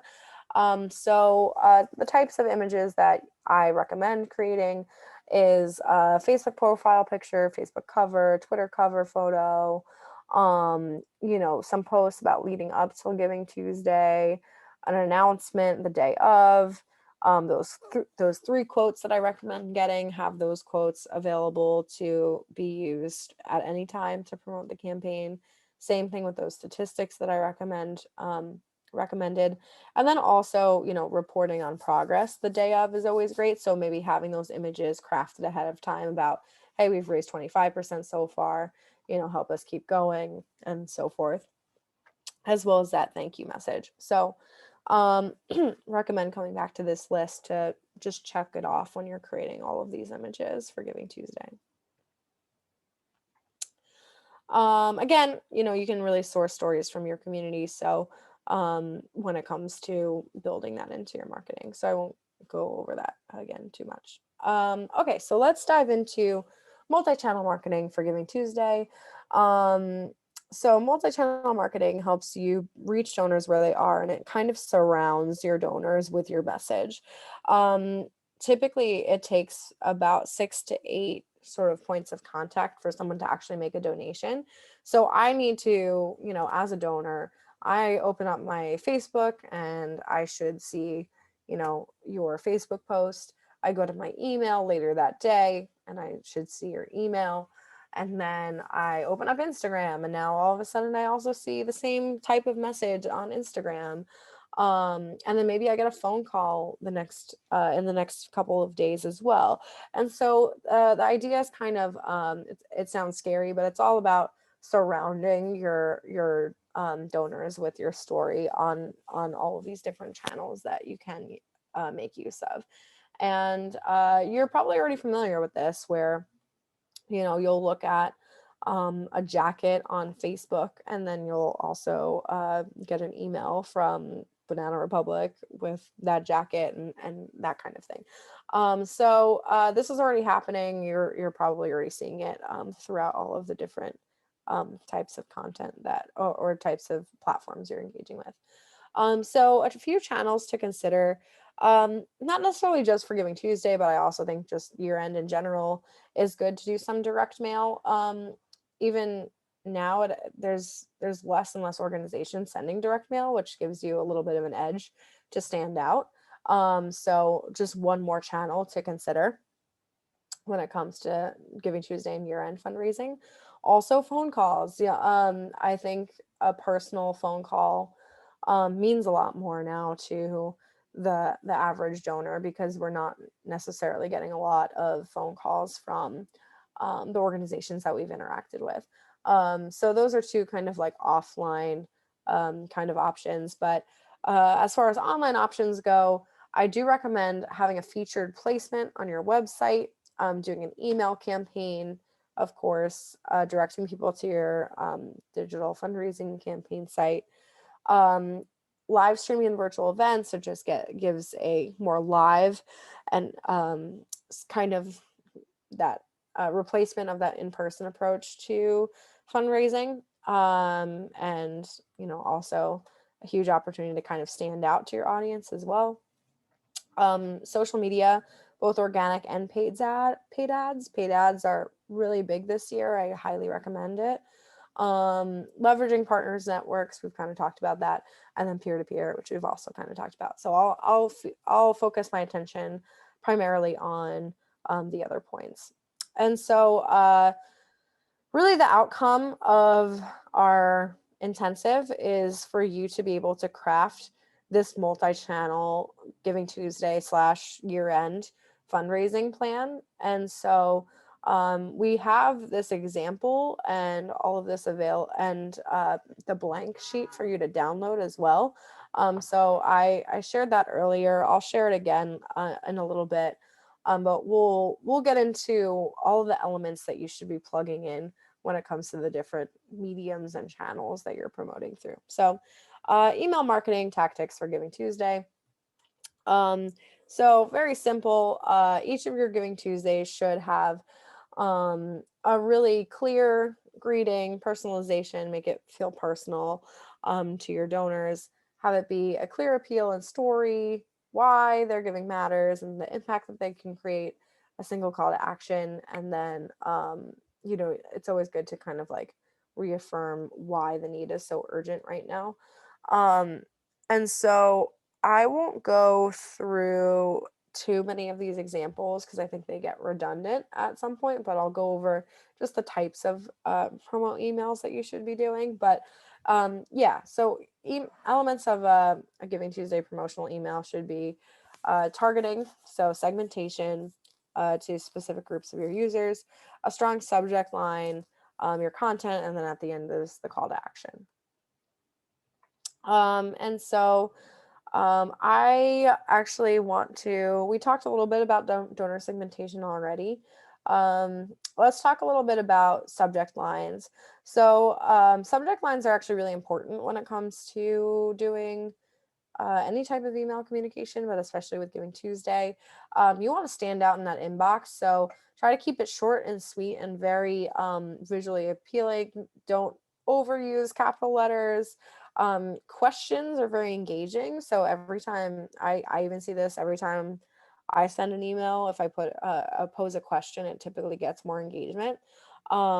If you can personalize it with the donor's name, that makes it jump out in their inbox. And I'll also add emojis onto this. Emojis help it stand out. There's that pop of color in the midst of the inbox. They're more likely to open it. So then once you get them to open your email, they are also more likely to hopefully click through and complete that donation. Yeah, so a lot of the same concepts that go into creating a great appeal for your main campaign site also coincide with creating great email content. So it should be really clear what your goals are, who you're helping, why this campaign is important, why now as well, and then how their gift makes an impact. For a call to action, again, like this is really, really important, especially in emails, but also across any other channel as well. Your call to action is designed to drive action. So you want to make it be a very clear and direct statement what you want your donors to do, and it should be large. So it should be in a larger font size, or like this Save the Children, it's a big button. This call to action should probably be both, where it's both text and a button. And you know, sometimes red buttons get more engagement. That's like very specific. I don't know if it has to be red, but that's just one of those things to get it to jump out to the viewer.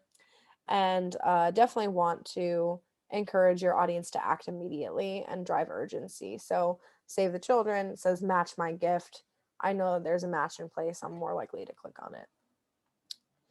I have the sample promotional timeline about like the emails that you should be sending and when.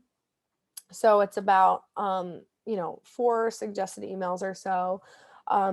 It's segmented to different audiences, but do about 4 emails before Giving Tuesday, 3 emails on Giving Tuesday, the day of, to just drive up that excitement and engagement in that 24-hour period. And then also making sure that you send a thank you email with reporting back what you accomplished the day after. So this is just a sample promotional timeline for you to refer back to and think about when you're crafting your communications.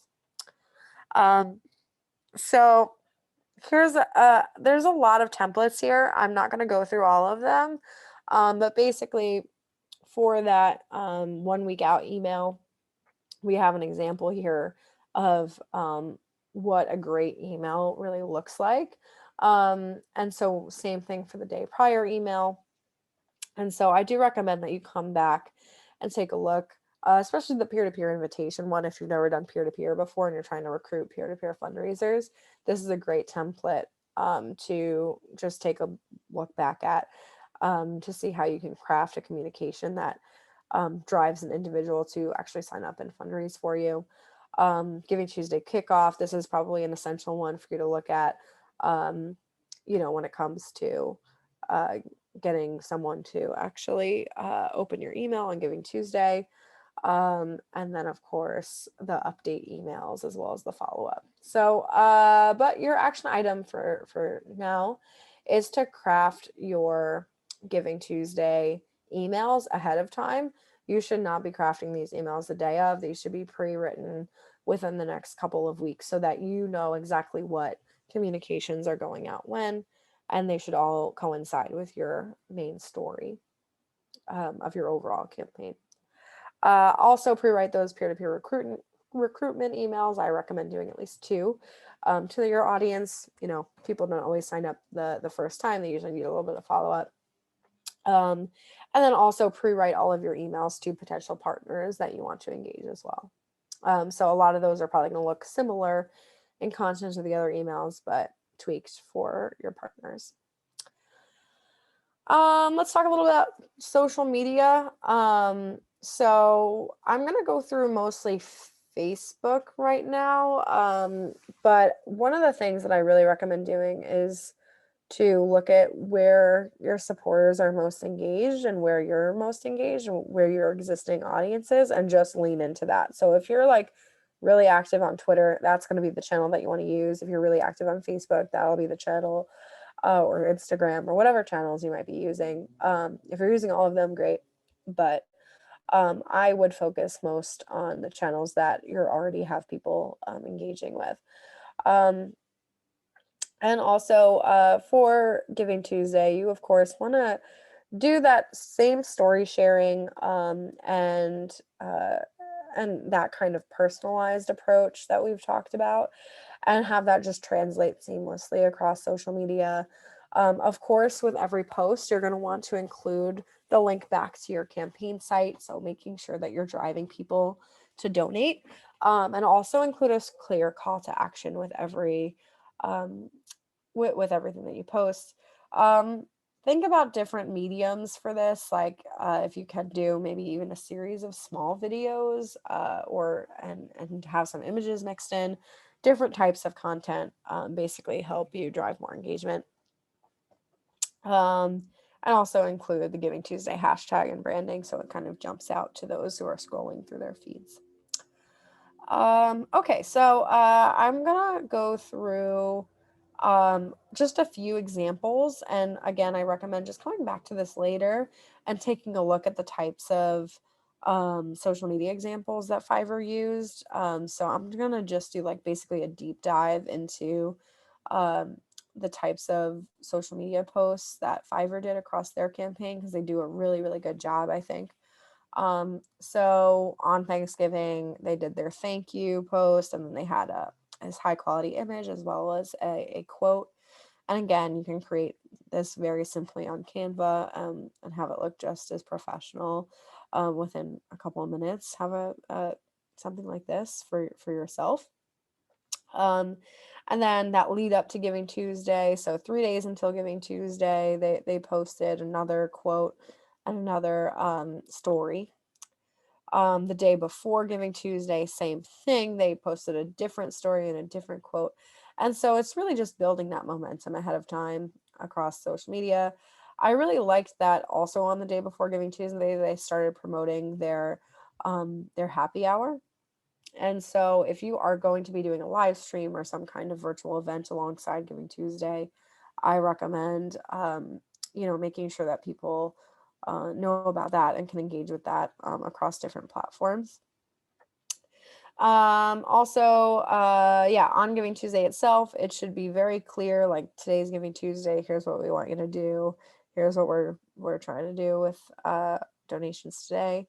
And then having that follow-up thank you and report back to your audience what you were able to accomplish. So even if you don't hit that goal that you initially set, I think just celebrating whatever you did raise. And then also like I like how they just seamlessly transition that into their year-end campaign as well. And so here's just that couple weeks later, or the next week, they were posting about how they're celebrating 20 years and all the impact that they've created so far, and then just leaning into their year-end fundraising. One of the best underutilized things that I think is a huge opportunity for nonprofits this year is doing paid targeted social media ads. So it's a way to acquire new donors during year end, and especially on Giving Tuesday as well, um, so that you're reaching some new audiences. And so, of course, there's going to be, it's, costs more to acquire a new donor than to engage an existing donor. But social media is not a bad option if you want to invest a bit in boosting donations to a wider and getting donations from a wider audience. So I would highly recommend looking into paid social media ads. For every, like on average, it costs about $1 in social media advertising to raise $4. So not a bad return on investment. Um, and I really think that it could widen your audience significantly. Not only can you target your own like warm audiences, you can actually target lookalike audiences. So even pinpointing an audience of a similar nonprofit, and basically leveraging those people that are already interested in similar organizations and marketing to them. So I think that's a great way to just get in front of a new audience leading up to and on Giving Tuesday. I would definitely do some paid ads leading up to Giving Tuesday instead of just doing it on Giving Tuesday as well. So it's also a great way to just test different messaging to see what gets responses, and see what stories are the most compelling and what kinds of images are most compelling as well. You can also take a look at Facebook ads library to see what other organizations are doing. And I think that always helps you generate some ideas. Um, Earlier this year, actually, back in September, we did this partner webinar. So 5 tips to use Facebook and Instagram ads to boost your nonprofit's year-end fundraising. There's a lot of detail in there that I know I wasn't going to be able to go over during our conversation today. I do highly recommend if you're interested in doing some ads. There's really great tips uh, in that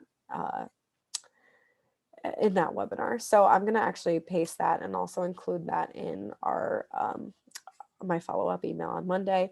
I realize it's 4 o'clock. We're going a little bit over, but I do want to get to the last couple of things. We're getting really close to the end here. Sorry.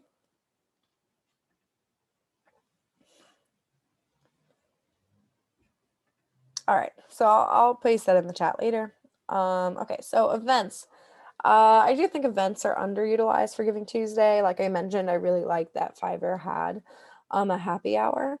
Virtual events, of course, this year are the main way that everyone is doing events. And so I would consider doing a live stream or a virtual event. You will get increased exposure and engagement. It's a different kind of way to engage your supporters on Giving Tuesday. And a lot of people are very used to just getting an email, but if you're doing a live stream, that'll help you really stand out in the crowd.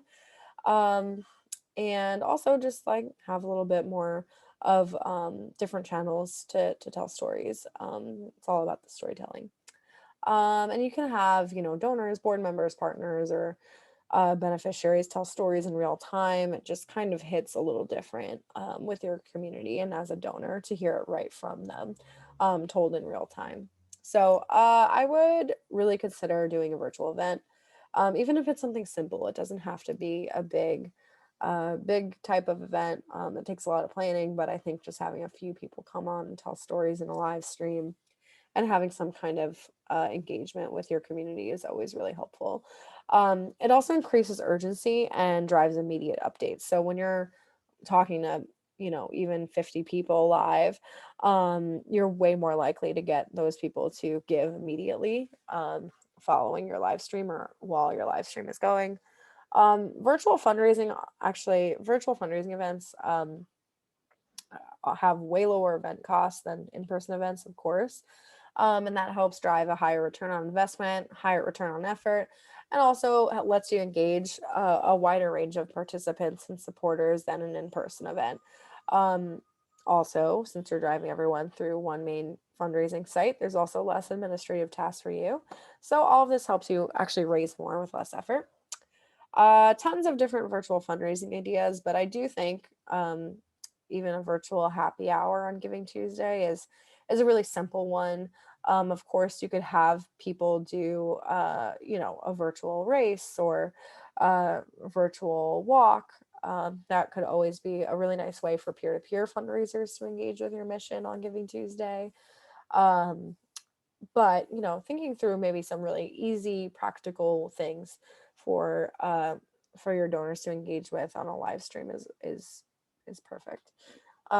So you can pre-record your live stream, but um, I usually recommend a mix of pre-recorded and actual live content. So maybe you want to do something where you are presenting live, but then you take that fundraising video that you made before and just play that in the middle. It kind of breaks it up and makes it more feel more live and approachable for your audience to engage with. And then yeah, and so I have tons of other examples here. I won't go into everything, but I do think that you should, if you're going to go live, try and make it as engaging as possible. Engaging with the live chat, you know, maybe you do want to have a prize or two go out to people that are engaging live, or just kind of have that personal touch to it. And then the last thing is to make sure that you can integrate it on multiple pages and platforms. So YouTube Live is great for this because you can basically use that and embed it everywhere. Zoom is great. It does give you a more dynamic approach and a more personal approach. And then you can also simulcast on YouTube Live or Facebook Live. Facebook Live is also great, but just keep in mind that you might be alienating some non-Facebook users. Okay, so website. So when you're doing a Giving Tuesday campaign site, when you're doing a Giving Tuesday fundraising campaign, your website should know that. So make sure that your Giving Tuesday and year-end fundraising is prominently featured on your homepage. So wherever you can stick it, usually like above the fold. So like, you know, basically when people first land on your website, if you're doing Giving Tuesday, there should be an immediate call to action to donate to Giving Tuesday. Another great option is to replace your donate button link with the link to your Giving Tuesday campaign. So everything is just going to that one main campaign site and it's not a mess to reconcile later. And yeah, so that's one of those things where you might want to sit down with your IT person or web manager and talk about how you're going to integrate Giving Tuesday onto your website. And it's really just as simple as using some of those images that you already created, featuring it somewhere on the homepage, and then have that linked to your online campaign site. And also replacing that donate button is also a best practice. So that's how you can promote on your website very easily. But it also drives a lot of donations actually, and is a great way to make use of your website as an option to basically market your campaign. There's a couple additional promotional tactics. Maybe you want to invite your local news station to a virtual event. Think through, you know, having maybe board members do some offline fundraising, whether it's writing letters or calling. And yeah, so couple other examples there. You can always send out a press release. And then lastly, with all of this that we went over, all these multi-channel options, you are going to want to, you know, with all of those emails that you write and with all those social media posts that you prep, think through your promotional calendar so it all sort of fits together. So like I said, when I was going over multi-channel marketing before, that story should remain consistent and it should feel like your donors are kind of surrounded on all of these different channels with your marketing. And so a lot of this is just all about having this mapped out on a calendar. So then you're sending everything at the right time, basically on the different channels. And so this also will just help you keep organized and on track to meet your goals. So again, download this calendar template and then start plugging away with your own promotional calendar and ensure all of your content is ready ahead of time. Okay, next step is to schedule your one-on-one session. I'll paste the link in the chat momentarily, and then we can use that session to really just go over whatever your personal questions are, struggles, or whatever you are hoping to um, really overcome and chat about when it comes to Giving Tuesday. And lastly, I'll take some questions for anyone who is still on and engaged. So thanks for sticking with me a little extra here.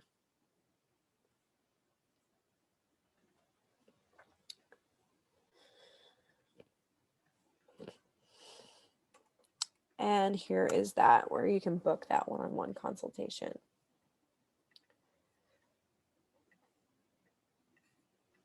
All right. Thanks, Karen. Thanks for the good feedback. That's really nice to hear. Thanks for hanging on to the very end and being part of it. Also, just would love to hear from you guys. Like, did you like this format? Because we've played around with courses where it's broken up into a couple of different classes, and then the intensives are more just sitting down and hashing it all out all at once. And so I would love to just hear if you like the intensives kind of approach, or if you would have preferred it broken up, or just any feedback that you have in general is always warmly welcome. Um, so yeah, so thank you all. I think it seems like we tackled a lot of your questions before. So I'm glad I broke midway and um, got to answer all of those. But yeah, I'll stay on for another minute or two just to see if any more questions come in. But yeah, let me know if you liked today's session. Okay, great. Yeah, so Karen mentioned that she likes the intensive rather than like get the info all at once, then, and be able to focus in all at once. So yeah, I'm glad that you like it. I think it's really helpful as well. Because I always felt like with some of the courses I had to like do a refresher. Julie asked, should we set up the Cosvox site before the consultation or during? That's really up to you. I would say maybe sign up first and give it a try on your own, just so that you have some questions in mind that we can tackle. But really the consultations, it's all about what makes the most sense and what you want to do the most. So I'm happy to walk you through the setup step by step. But I do think if you sign up ahead of time, that'll at least get us started.